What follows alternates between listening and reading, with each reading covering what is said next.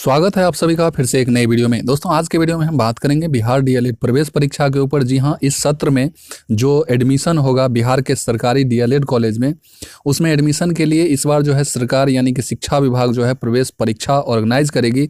अगर इस प्रवेश परीक्षा को आप निकाल लेते हैं तो आपको बहुत ही कम फी में आप प्रशिक्षण कोर्स यानी कि डीएलएड कोर्स सरकारी कॉलेज से कर सकते हैं।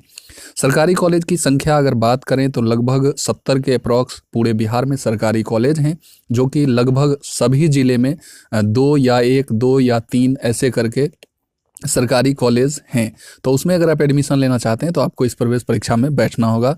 आज हम बात करेंगे डॉक्यूमेंट के ऊपर कि कौन कौन सा डॉक्यूमेंट आपको तैयार रखना चाहिए अगर आप डीएलएड में एडमिशन लेना चाहते हैं। तो आप बने रहिए मेरे साथ वीडियो में लास्ट तक, क्योंकि ये डॉक्यूमेंट अगर एक भी डॉक्यूमेंट आप अगर मिस करते हैं तो हो सकता है आपको कोई ना कोई बहाना लगा के आपको वहाँ से वर्जित कर दिया जाए, आपको एडमिशन लेने से वंचित कर दिया जाए।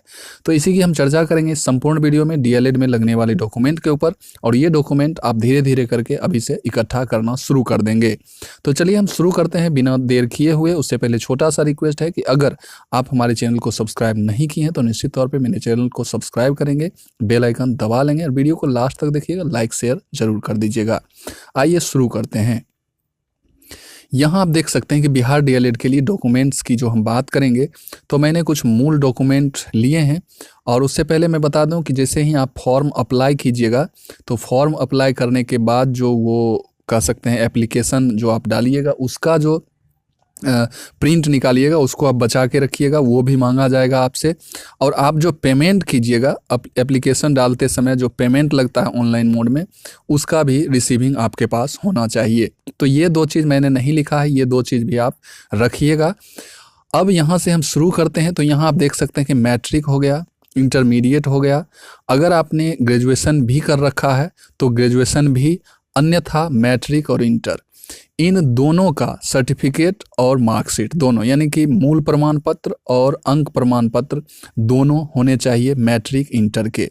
अगर आपने ग्रेजुएशन कर रखा है तो इसका भी आपके पास जो है मूल प्रमाण पत्र और अंक प्रमाण पत्र होना चाहिए, जो कि फाइनल ईयर का होता है।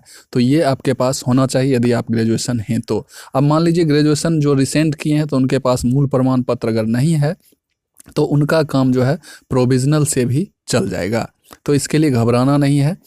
अब अगर चौथा ऑप्शन की हम बात करें तो यहाँ आपको सीएलसी लगेंगे यानी कि कॉलेज लिविंग सर्टिफिकेट, फिर आप कैरेक्टर सर्टिफिकेट भी बनवा लेंगे, ये भी आपसे मांगा जा सकता है।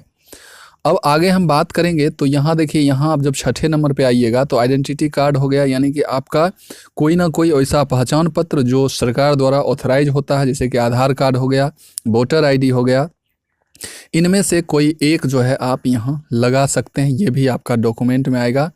उसके बाद कास्ट सर्टिफिकेट हो गया। कास्ट सर्टिफिकेट मान लीजिए कि जो जनरल लोग हैं उन्हें कास्ट की ज़रूरत नहीं होगी, लेकिन अगर किसी न किसी रिजर्वेशन कैटेगरी में वो आते हैं तो उन्हें कास्ट सर्टिफिकेट भी बना के रख लेना चाहिए।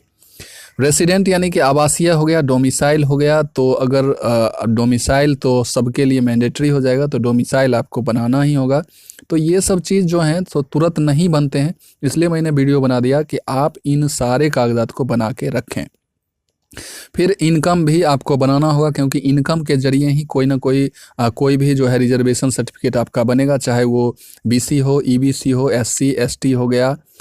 उसके बाद आपका जो ईडब्ल्यूएस, जो जनरल से जो कट के आते हैं ईडब्ल्यूएस 10% आरक्षण, तो उन्हें भी ये सारे सर्टिफिकेट उन्हें बनाकर रखना होगा, तभी जाके उन्हें जो है वहाँ छूट मिलेगा, रिजर्वेशन मिलेगा। अदरवाइज आप जनरल में आएंगे अगर सर्टिफिकेट आप नहीं बनवाते हैं। तो ये सारे सर्टिफिकेट आप बनवा लेंगे। उसके बाद देखिए शपथ पत्र जो है ये आपको कोर्ट से यानी कि वकील वगैरह लोग बना देंगे, तो ये जो है परफॉर्मा उसी समय कॉलेज की तरफ से जारी किया जाएगा। जब आपको कॉलेज वगैरह अलॉट हो जाएगा तो अब कॉलेज जो है अपना शपथ पत्र का जो परफॉर्मा है फॉर्मेट जारी करेगी, उसी फॉर्मेट में जो है आपको शपथ पत्र उस समय ही बनाना होगा। उसके बाद देखिए और डॉक्यूमेंट की अगर हम बात करें, इसमें और डॉक्यूमेंट की अगर बात करें तो आप इसमें जो है आपको 5 से 10 रिसेंट का फ़ोटो भी आपको बनवा के रख लेना है।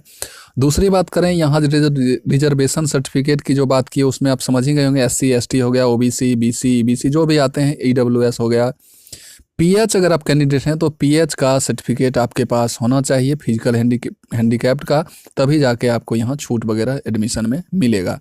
तो ये सारा चीज़, फिर मेडिकल जो सर्टिफिकेट वगैरह है पीएच के लिए वो भी आपका होना चाहिए। तो ये सारे चीज़ वहाँ देखे जाएंगे। इन सारे डॉक्यूमेंट को आप तैयार रखें ताकि आपको एडमिशन के वक्त कोई दिक्कत ना हो। तो आज के वीडियो में यही बताना था। आई होप कि सारी बात आप समझ गए होंगे कि इन डॉक्यूमेंट को आपको तैयार रखना है अगर आप डीएलएड करना चाहते हैं। तो इस वीडियो को यहीं समाप्त करते हैं, फिर मिलते हैं किसी नई वीडियो में नई एनर्जी के साथ। तब तक के लिए जय हिंद, वंदे मातरम।